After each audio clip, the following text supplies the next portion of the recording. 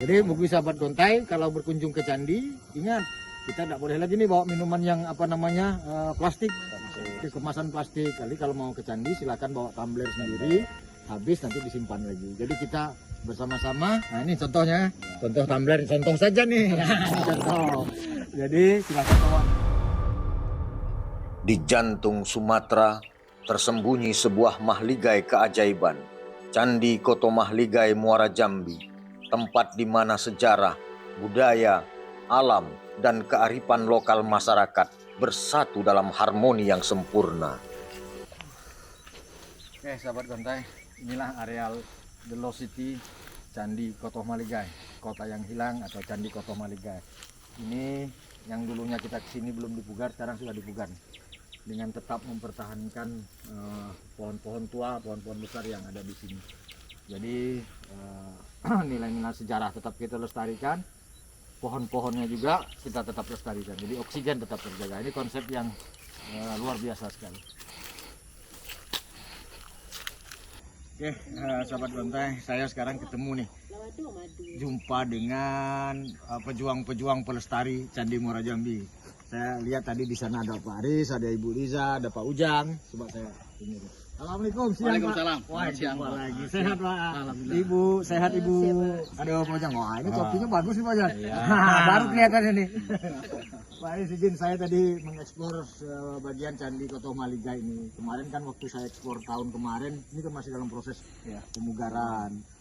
Konsep-konsep pelestarian pohon-pohon, pelestarian lingkungan ini saya salut luar biasa nih. Ini salah satu contohnya ini kan Pak Aris. Ya. Ini masih ada akarnya, tidak dipaksakan untuk ditebang dan segala macam lah dengan konsep pelestarian ini. Sebenarnya apa yang mendasarinya Pak Aris? Secara sederhana Pak Aris supaya nih sahabat-sahabat Gontai ini bisa paham kenapa tidak ditebang pohonnya gitu kan. Baik, jadi dapat disampaikan bahwa kantor kami Balai Pelestarian Kebudayaan Wilayah 5 bukan hanya melestarikan candinya ataupun cagar budayanya, tapi juga melestarikan lingkungan. Lingkungan itu baik flora maupun fauna. Jadi itu bagian yang tidak terpisahkan dalam satu situs. Selanjutnya yang terakhir adalah melestarikan kebudayaan-kebudayaan lokal. Karena biar bagaimanapun keberadaan candi, keberadaan hutan ataupun pohon-pohon yang ada di sini berkaitan dengan kehidupan masyarakat sehari-hari. Jadi berdampingan ya Pak ya. Dan itu menjadi budaya bagi masyarakat lokal, sehingga ketiga aspek pelestarian tadi itu menjadi suatu ekosistem besar yang tidak terpisahkan. Makanya semua kita lestarikan. Artinya masyarakat juga harus mendukung ya program pelestarian ini ya. Sekali. Jadi Dan ini terkait pemugaran juga, di samping ahli arkeologi yang notabene memang berhubungan langsung dengan candi, kami juga melibatkan ahli tanaman, dalam hal ini arborikultur.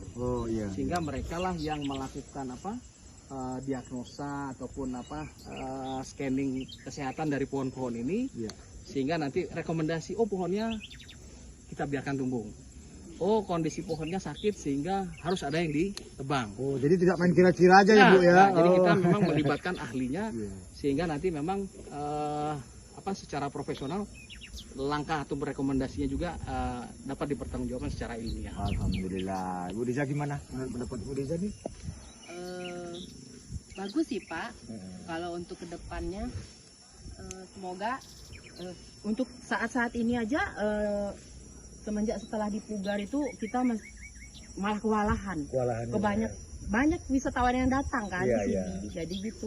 Jadi candinya bagus, bersih. Jadi mantap Pak gitu jadinya kan.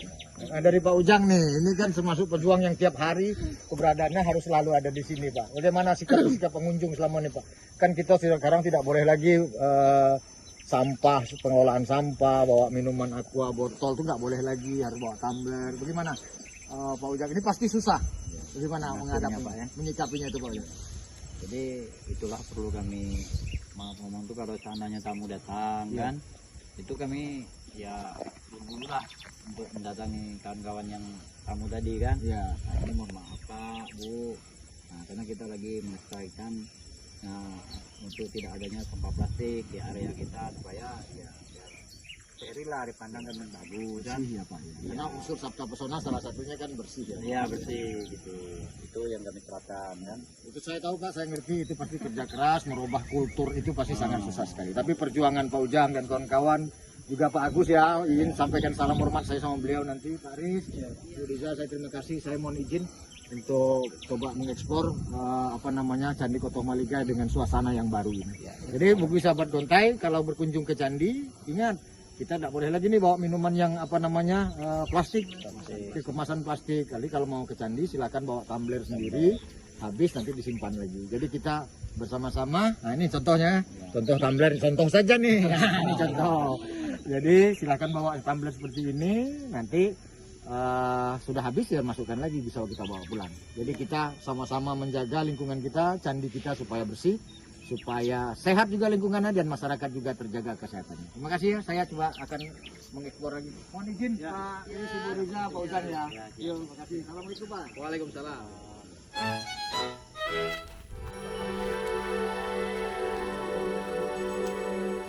Candi Koto Mahligai adalah simbol kebesaran masa lalu. Arsitektur yang unik dan beragam cerita menarik yang ada di dalamnya. Jadi Pak, kenapa bisa kayak gini? Apa nih Pak? Nah ini orang bilang kan pipa menembus candi. Wah. Pipa menembus candi. Ya, sebenarnya ini kan akar nih. Ini deh. Ini Pohon akar, berarti itu, Pak, akar ya? pohon yang dipertahankan.